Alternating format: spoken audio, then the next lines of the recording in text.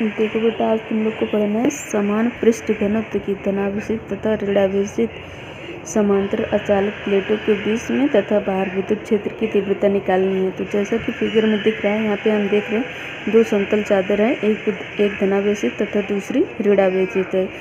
इनके बीच में तथा बाहर मान लेते हैं यहाँ इसके बीच में कोई पॉइंट P है तथा बाहर कोई पॉइंट P' है। इन दोनों बिंदुओं पर विद्युत क्षेत्र की तीव्रता ज्ञात करनी है।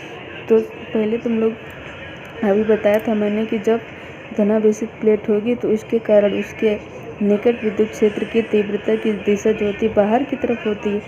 अगर ऋणावेशित होती है तो उसके कारण क्या होती है, अंदर की तरफ होती है। तो यही जो पहली प्लेट ये धनावेशित है, इसके कारण जो विद्युत क्षेत्र की तीव्रता बिंदु P पर होगी उसकी दिशा किधर हो जाएगी, बाहर की तरफ, E1 हो जाएगा।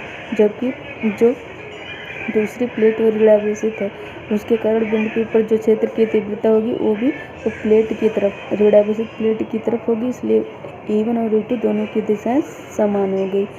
तो अब इस चीज़ को हम लिख लेते हैं कि धनावेशित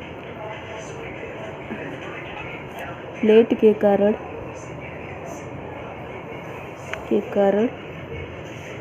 विद्युत क्षेत्र की तीव्रता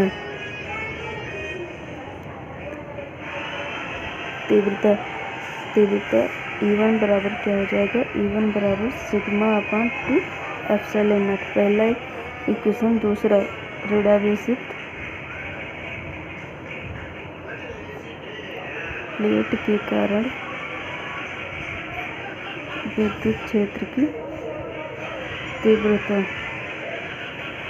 तो विद्युत क्षेत्र की तीव्रता क्या हो जाएगी, E2 इज इक्वल टू हो जाएगा σ/2 एप्सिलॉन नॉट। जैसा कि अभी फिगर में हम लोगों ने देखा कि E1 और E2 दोनों की दिशा एक ही तरफ है, इसलिए इसका बिंदु P पर दोनों प्लेटों के कारण रिजल्टेंट परिणामी विद्युत क्षेत्र की तीव्रता क्या हो जाएगी, परिणामी विद्युत क्षेत्र की तीव्रता। तो E बराबर हो गया E1 प्लस E2, समझ में आ रहा है। तो यहाँ पे हो जाएगा σ/2 epsilon naught plus σ/2 epsilon naught. तो ये दोनों आपस में जुड़ के हो जाएगा σ/एप्सिलॉन नॉट। तो समतल आवेशित प्लेटों के कारण विद्युत क्षेत्र की तीव्रता उसके बीच में कितनी आ गई, σ/एप्सिलॉन नॉट।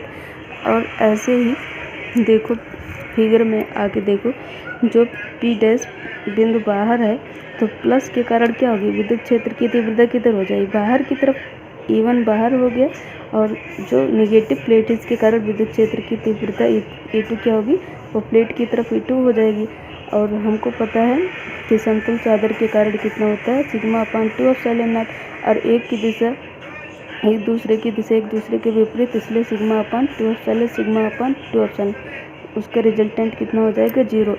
इससे क्लियर हो रहा है कि इसके चाहे दाईं तरफ लिया जाए चाहे बाईं तरफ विद्युत क्षेत्र की तीव्रता 0 होती है, जबकि उसके बीच में ही विद्युत क्षेत्र की तीव्रता पाई जाती है।